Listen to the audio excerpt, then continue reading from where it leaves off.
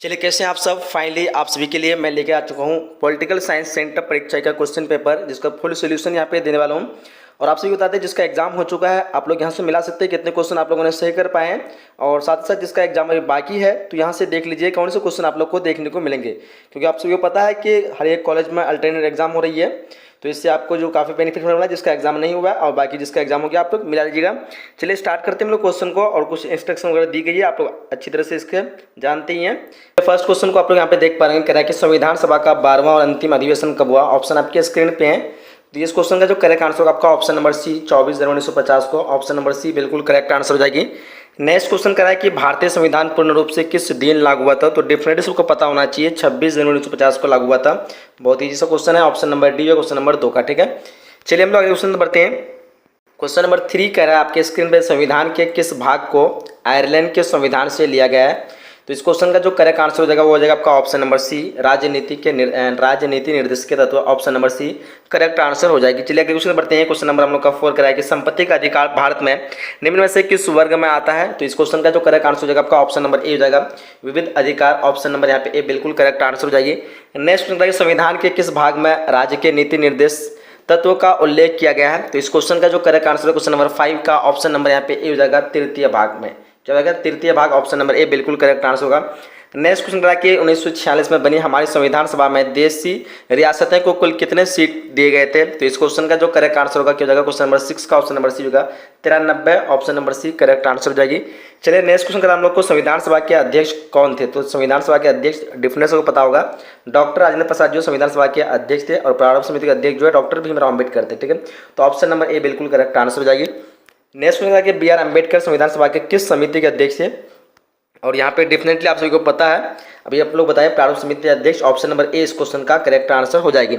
Next question बढ़ते हैं। Question number हम लोग का 9 का है कि किस योजना के सिफारिश पर भारतीय संविधान सभा का गठन किया गया था। क्वेश्चन नंबर 9 का जो करेक्ट आंसर हो जाएगा वो क्या हो जाएगा। तो इस क्वेश्चन का जो करेक्ट आंसर होगा आपका ऑप्शन नंबर यहाँ पे ए हो जाएगा। ठीक है, ए नहीं होगा यहाँ पे, ऑप्शन नंबर डी होगा माउंट बेटन योजना, ऑप्शन नंबर डी बिल्कुल करेक्ट आंसर हो जाना चाहिए। नेक्स्ट क्वेश्चन पर हम लोगों को कि किस दल ने संविधान सभा की बैठक का बहिष्कार किया। तो किस दल ने किया था। तो इस क्वेश्चन का जो करेक्ट आंसर हो जाएगा वो जाएगा आपका ऑप्शन नंबर बी जाएगा भारतीय राष्ट्रीय कांग्रेस ने, ऑप्शन नंबर बी बिल्कुल करेक्ट आंसर हो जाएगा। नेक्स्ट कि संविधान सभा में मनोनीत सदस्यों की संख्या कितनी है। तो संविधान सभा में मनोनीत सदस्यों की संख्या जो है वो है आपका कितनी है, 70 हो जाएगा यहाँ पे।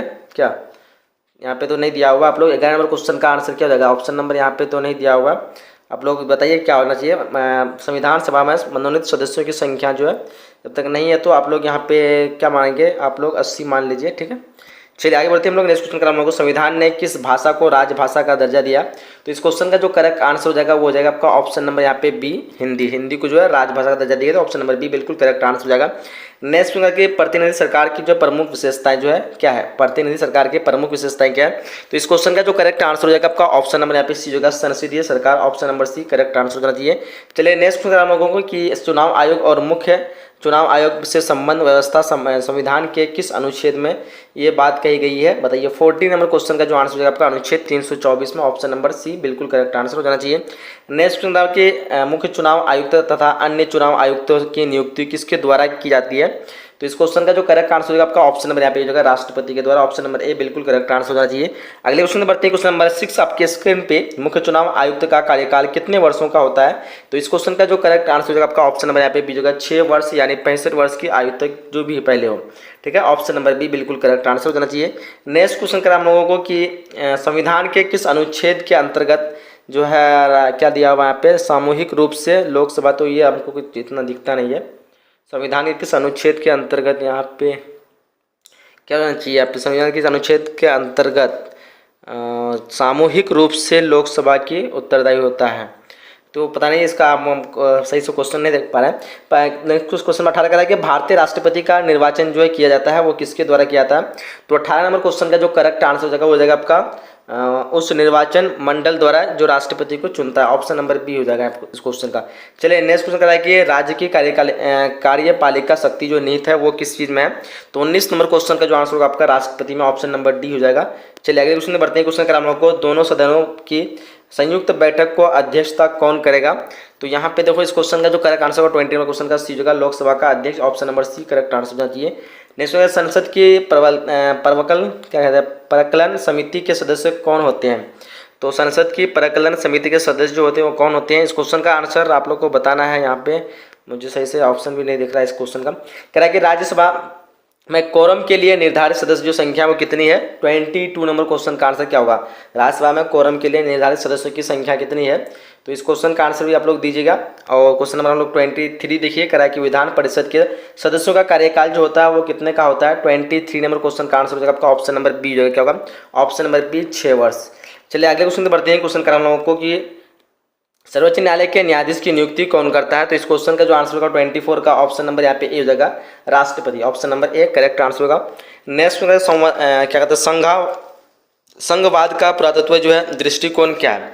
तो 25 नंबर क्वेश्चन का जो आंसर हो जाना चाहिए वो हो जाना चाहिए आपका क्या हो जाएगा ऑप्शन नंबर यहाँ पे 25 का क्या होगा शक्ति का विभाजन केंद्र शक्तियों का वृद्धि संघवाद का पुरातत्व दृष्टिकोण क्या है।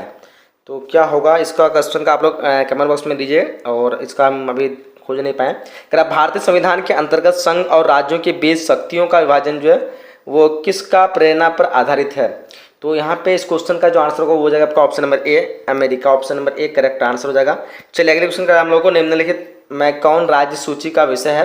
तो इस क्वेश्चन का जो करेक्ट आंसर होगा 27 का वो हो जाएगा आपका ऑप्शन नंबर बी कानून व्यवस्था। ऑप्शन नंबर बी हो जाना चाहिए। चलिए अगले क्वेश्चन बढ़ते हैं। क्वेश्चन कर हम लोगों को कि 42वें संविधान संशोधन द्वारा किस विषय की समवर्ती सूची जो है जोड़ा गया। तो इस क्वेश्चन का जो आंसर होगा वो हो जाएगा आपका ऑप्शन नंबर ए जनसंख्या नियंत्रण। ऑप्शन नंबर ए होगा। चलिए अगले क्वेश्चन कर हम लोगों को कि भारतीय संघ की जो है आपका एकात्मता का कौन लक्षण है। तो यहाँ पे 29 नंबर क्वेश्चन का क्या आ जाएगा आंसर।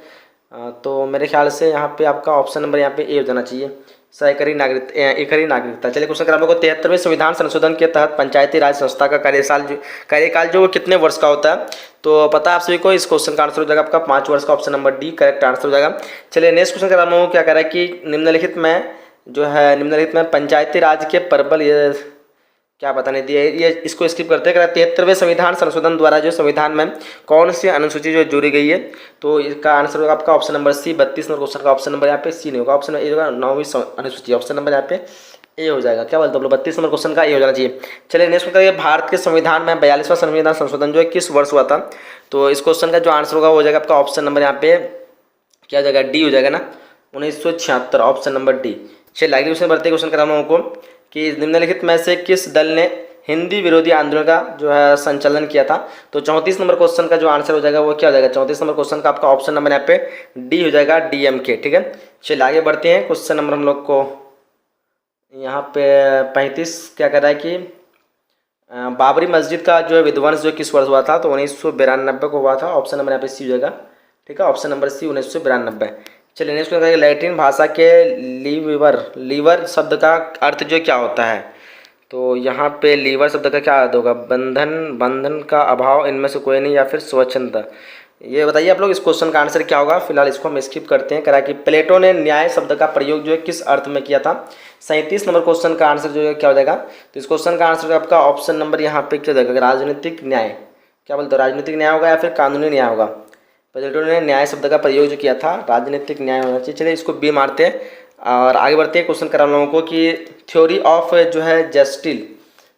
जस्टिस पुस्तक के लेखक कौन है। 38 नंबर क्वेश्चन का जो करेक्ट आंसर हो जाएगा आपका option number A John Rawls. Option number A हो जाएगा। चलिए आगे बढ़ते हैं। नेक्स्ट क्वेश्चन करा हम लोग को भारतीय संविधान के किस अनुच्छेद में नागरिकता संबंधी व्यवस्था की गई है। 39 नंबर क्वेश्चन का जो आंसर हो जाएगा वो क्या हो जाएगा ऑप्शन नंबर यहाँ पे ए हो जाएगा अनुच्छेद 5 से 11 तक। चलिए आगे बढ़ते हैं। नेक्स्ट क्वेश्चन करा हम लोग को कि क्वेश्चन नंबर 40 1967 के विधानसभा चुनाव में निम्नलिखित में से किस राज्य में कांग्रेस की पूर्ण बहुमत प्राप्त हुआ था। क्वेश्चन नंबर 40 का जो करेक्ट आंसर होगा आपका ऑप्शन नंबर यहाँ पे सी हो जाना चाहिए उत्तर प्रदेश। चलिए आगे बढ़ते हैं। नेक्स्ट क्वेश्चन करा हम लोगों को कि किस वर्ष गोवा भारत संघ का पूर्ण राज्य बना था। तो 1957। 41 क्वेश्चन का ऑप्शन नंबर यहाँ पे ए हो जाएगा।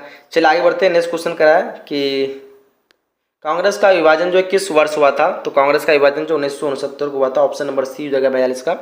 ठीक है चलिए आगे बढ़ते हैं हम लोग नेक्स्ट क्वेश्चन की तरफ बढ़ते हैं। क्वेश्चन करा हम लोग को किस देश ने भारत पर आक्रमण कर पंचशील का उल्लंघन किया। 43 नंबर क्वेश्चन का जो आंसर हो जाएगा वो क्या हो जाएगा ऑप्शन नंबर यहाँ पे ए हो जाएगा चीन। ठीक है चलिए आगे बढ़ते हैं। नेक्स्ट क्वेश्चन करा हम लोगों को कि भारत और पाकिस्तान के बीच 1972 में रहने में समझौते पर हस्ताक्षर किया था। ये हो जाएगा शिमला समझौता होना चाहिए। ऑप्शन नंबर ए हो जाएगा।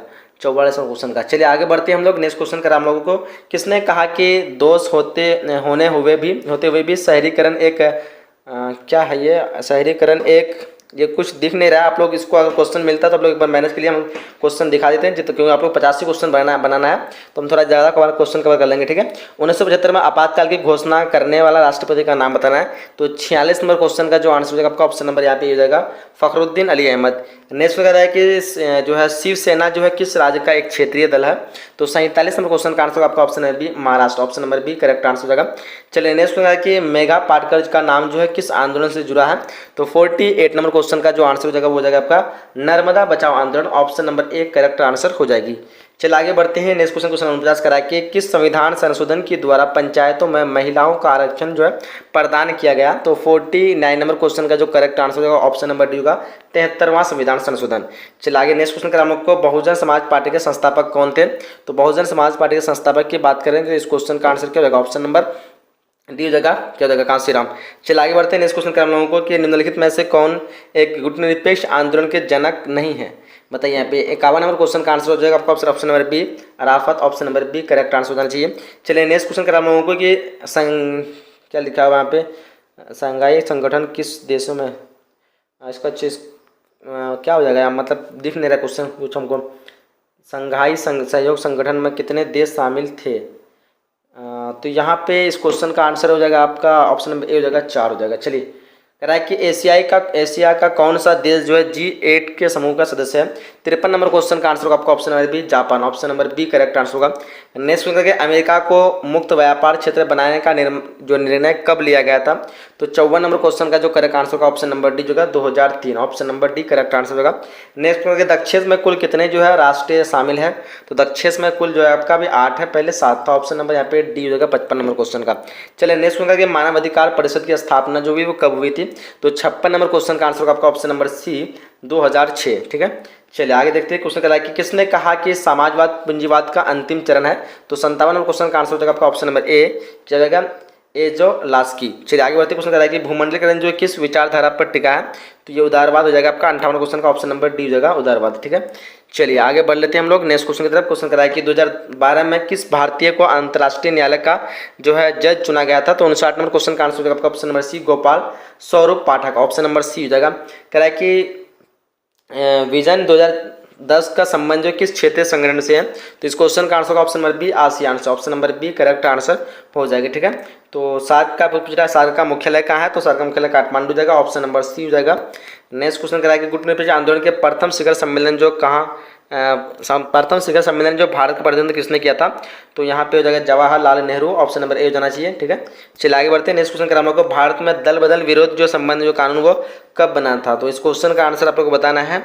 और क्वेश्चन करके भारत के किस राज्य में प्रथम कम्युनिस्ट पार्टी मुख्यमंत्री बने थे। तो M.N. राय, ऑप्शन नंबर सी हो जाना चाहिए। चलिए भारत के किसी राज्य में प्रथम कम्युनिस्ट मुख्यमंत्री है आपका क्या कहते हैं EMS नव्यूदरी पाद हो जाना चाहिए, ऑप्शन नंबर डी होना चाहिए इस क्वेश्चन का।